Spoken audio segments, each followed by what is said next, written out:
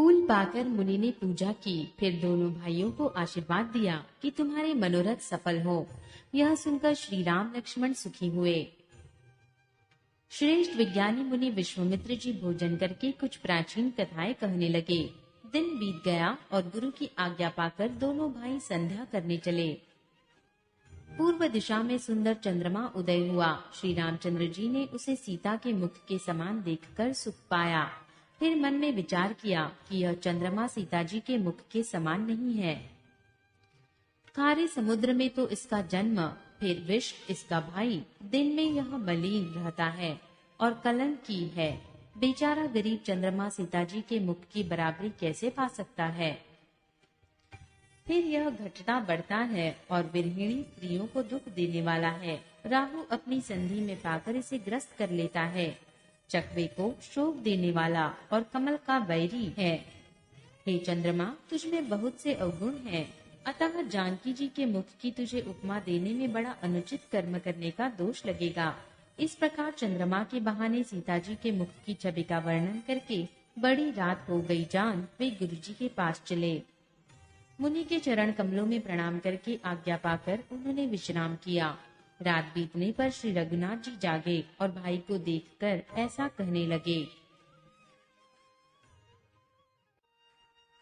हे तात, देखो, कमल, चक्रवाक और समस्त संसार को सुख देने वाला अरुणोदय हुआ है।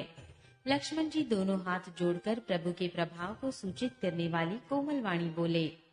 अरुणोदय होने से कुमुदनी सकुचा गई और तारांगणों का प्रवेश फीका पड़ गया। जिस प्रकार आपका आना सुनकर सब राजा बलहीन हो गए हैं। सब राजा रूपी तारे उजाला करते हैं, पर वे धनुष रूपी महान अंधकार को हटा नहीं सकते।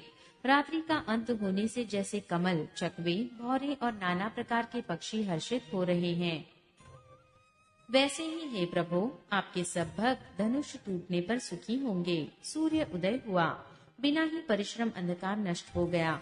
तारे छिप गए, संसार में तेज का प्रकाश हो गया।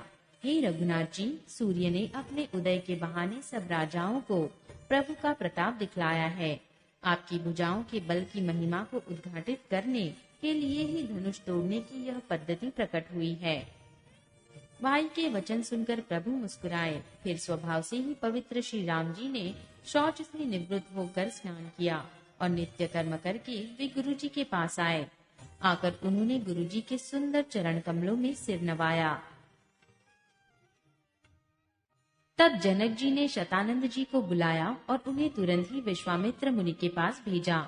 उन्होंने आकर जनक जी की विनती सुनाई। विश्वामित्र जी ने हर्षित होकर दोनों भाइयों को बुलाया। शतानंद जी के चरणों की वंदना करके प्रभु श्री रामचंद्र जी गुरु जी के पास जा बैठे। तब मुनि ने कहा, हे तात, चलो, जनक जी ने बुला भेजा है। चलकर सीता जी के स्वयंवर को देखना चाहिए। देखें ईश्वर किसको बढ़ाई देते हैं। लक्ष्मण जी ने कहा, हे नाथ, जिस पर आपकी कृपा होगी वही बढ़ाई का पात्र होगा।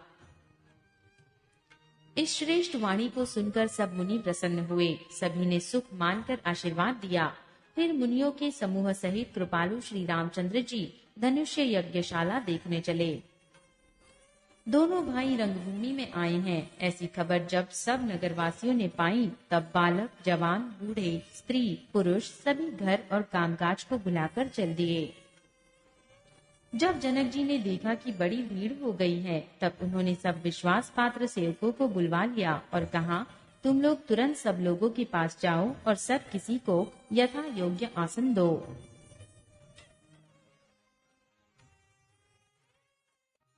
उन सेवकों ने कोमल और नम्र वचन कहकर उत्तम, मध्यम, नीच और लघु सभी श्रेणी के स्त्री पुरुषों को अपने अपने योग्य स्थान पर बैठाया। उसी समय राजकुमार राम और लक्ष्मण वहां आए। वे ऐसे सुंदर हैं मानो साक्षात मनोहरता ही उनके शरीरों पर छा रही हो। सुंदर, सांवला और गोरा उनका शरीर है। वे गुणों के समुद्र, चतुर और उत्तम वीर हैं। वे राजाओं की समाज में ऐसे सुशोभित हो रहे हैं मानो तारांगणों के बीच दो पूर्ण चंद्रमा हो। जिनकी जैसी भावना थी, प्रभु की मूर्ति उन्होंने वैसी ही देखी। महान रणधीर श्री रामचंद्र जी के रूप को ऐसा देख रहे हैं मानो स्वयं वीर रस शरीर धारण किए हुए हो। कुटिल राजा प्रभु को देखकर डर गए, मानो बड़ी भयानक मूर्ति हो। छल से जो राक्षस वहां राजाओं के वेश में बैठे थे, उन्होंने प्रभु को प्रत्यक्ष काल के समान देखा। नगर निवासियों ने दोनों भाइयों को मनुष्य के भूषण रूप और नेत्रों को सुख देने वाला देखा। स्त्रियां हृदय में हर्षित होकर अपनी अपनी रुचि के अनुसार उन्हें देख रही हैं, मानो श्रृंगार रस ही परम अनुपम मूर्ति धारण किए सुशोभित हो रहा हो।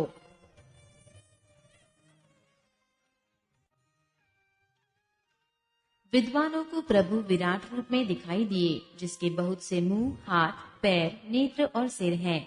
जनक जी के सजातीय प्रभु को किस तरह देख रहे हैं, जैसे सगे सज्जन प्रिय लगते हैं। जनक समेत रानियां उन्हें अपने बच्चे के समान देख रही हैं। उनकी प्रीति का वर्णन नहीं किया जा सकता। योगियों को वे शांत, शुद्ध, सम और स्वतः प्रकाश परम तत्व के रूप में दिखे। हरि भक्तों ने दोनों भाइयों को सब सुखों के देने वाले इष्ट देव के समान देखा। सीता जी जिस भाव से श्री रामचंद्र जी को देख रही हैं, वह स्नेह और सुख तो कहने में ही नहीं आता। उसका वे हृदय में अनुभव कर रही हैं, पर वे भी उसे कह नहीं सकती। फिर कोई कभी उसे किस प्रकार कह सकता है। इस प्रकार जिसका जैसा भाव था, उसने कोसलाधीश श्री रामचंद्र जी को वैसा ही देखा।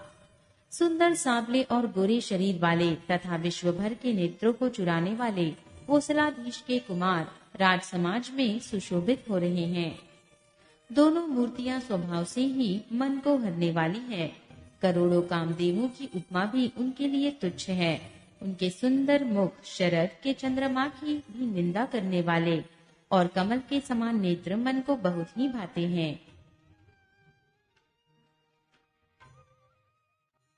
सुंदर चितवन कामदेव की भी मन को हरने वाली है। वह हृदय को बहुत ही प्यारी लगती है, पर उसका वर्णन नहीं किया जा सकता। सुंदर गाल है, कानों में चंचल कुंडल है, थोड़ी और अधर सुंदर है, कोमल वाणी है। हंसी चंद्रमा की किरणों का तिरस्कार करने वाली है। भौहें टेढ़ी और नासिका मनोहर है। चौड़े ललाट पर तिलक झलक रहे हैं। घुंघराले बालों को देखकर भौरों की पंक्तियां भी लजा जाती हैं। पीली चौकोनी टोपियां सिरों पर सुशोभित हैं, जिनके बीच बीच में फूलों की कलियां बनाई हुई हैं। शंख के समान सुंदर गले में मनोहर 3 रेखाएं हैं, जो मानो तीनों लोकों की सुंदरता की सीमा बता रही हैं। हृदयों पर राजमुक्ताओं के सुंदर कंठे और तुलसी की मालाएं सुशोभित हैं। उनके कंधे बैलों के कंधे की तरह हैं, ऐड़ सिंह की सी है और भुजाएं विशाल एवं बल की भंडार हैं। कमर में तरकस और पीताम्बर बांधे हैं। हाथों में बाण और बाएं सुंदर कंधों पर धनुष तथा पीले यज्ञोपवीत सुशोभित है। नभ से लेकर शिखा तक सब अंग सुंदर हैं। उन पर महान शोभा छाई हुई है। उन्हें देखकर सब लोग सुखी हुए। नेत्र एकटक हैं और तारे भी नहीं चलते। जनक जी दोनों भाइयों को देखकर हर्षित हुए। तब उन्होंने जाकर मुनि के चरण कमल पकड़ लिए।